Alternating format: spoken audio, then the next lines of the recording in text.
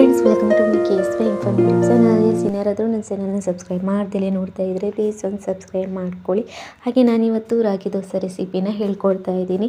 ಇದನ್ನು ಸಾಮಾನ್ಯವಾಗಿ ಯಾರಿಗೂ ಹೇಳ್ಕೊಡ್ಬೇಕಾಗಿಲ್ಲ, ಯಾಕಂದರೆ ಎಲ್ರಿಗೂ ಗೊತ್ತಿರುತ್ತೆ. ನಾನು ಯಾವ ರೀತಿ ಮಾಡ್ತೀನಿ ಅಂತ ನಾನು ನಿಮ್ಗೆ ಹೇಳ್ಕೊಡ್ತಾ ಇದ್ದೀನಿ. ಇವಾಗ 1 ಕಪ್ ಆಗುವಷ್ಟು ರಾಗಿನ ತಗೊಳ್ಳಿ. ಹಾಗೆ ಅದಕ್ಕೆ ನೀವು ಅರ್ಧ ಕಪ್ ಆಗುವಷ್ಟು ಉದ್ದಿನಬೇಳೆ, ಹಾಗೆಯೇ ಅರ್ಧ ಕಪ್ ಆಗುವಷ್ಟು ಬೆಳ್ತಿಗೆ ಅಕ್ಕಿ, ಹಾಗೆ 1 ಸ್ಪೂನ್ ಆಗುವಷ್ಟು ಮೆಂತ್ಯ ಕಾಳನ್ನ ತಗೊಳ್ಳಿ. ಇದಕ್ಕೆ ನೀರು ಹಾಕ್ಬಿಟ್ಟು ಒಂದು 5 ಗಂಟೆ ನೆನೆಯೋದಕ್ಕೆ ಇಟ್ಬಿಡಿ. ಅದಾದಮೇಲೆ ಚೆನ್ನಾಗಿ ತೊಳೆದು ಕಡ್ದ್ಬಿಟ್ಟು ಓವರ್ನೈಟ್ ರಾತ್ರಿ ಇಡೀ ಇಟ್ಬಿಡಿ. ಬೆಳಿಗ್ಗೆ ತಿಂಡಿ ಮಾಡ್ತೀವಲ್ಲ ಆವಾಗ ನಾವು ಯೂಸ್ ಮಾಡಿಕೊಂಡ್ರೆ ಆಯಿತು. ರಾತ್ರಿ ಕಡ್ದಿಟ್ಟು ಬೆಳಿಗ್ಗೆ ನೋಡಿದಾಗ ಈ ಥರ ಉಬ್ಬಿ ಬಂದಿರುತ್ತೆ.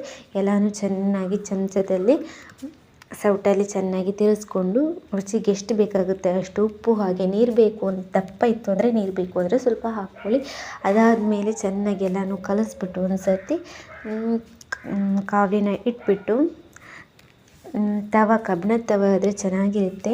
ಹಾಗಾಗಿ ನಾನಿಲ್ಲಿ ಕಬ್ಬಿಣದ ತವದಲ್ಲಿ ಮಾಡ್ತಾಯಿದ್ದೀನಿ. ಚೆನ್ನಾಗಿ ತೆಳುವಾಗಿ ಎಳೆದ್ಬಿಟ್ಟು ದೋಸೆನ ಹಾಕ್ಕೊಳ್ಳಿ. ಅದಾದಮೇಲೆ ಮೇಲ್ಗಡೆ ತುಪ್ಪ ಇಲ್ಲ ಅನ್ನೋದಾದರೆ ತೆಂಗಿನ ಎಣ್ಣೆನ ಹಾಕ್ಕೊಂಡು ಕಾಯಿಸ್ಕೊಳ್ಳಿ. ಇವಾಗ ರಾಗಿ ದೋಸೆ ಚೆನ್ನಾಗಾಗಿರುತ್ತೆ, ಟೇಸ್ಟಿನೂ ಇರುತ್ತೆ, ದೇಹಕ್ಕೆ ತುಂಬ ಒಳ್ಳೆಯದು. ಟ್ರೈ ಮಾಡಿ.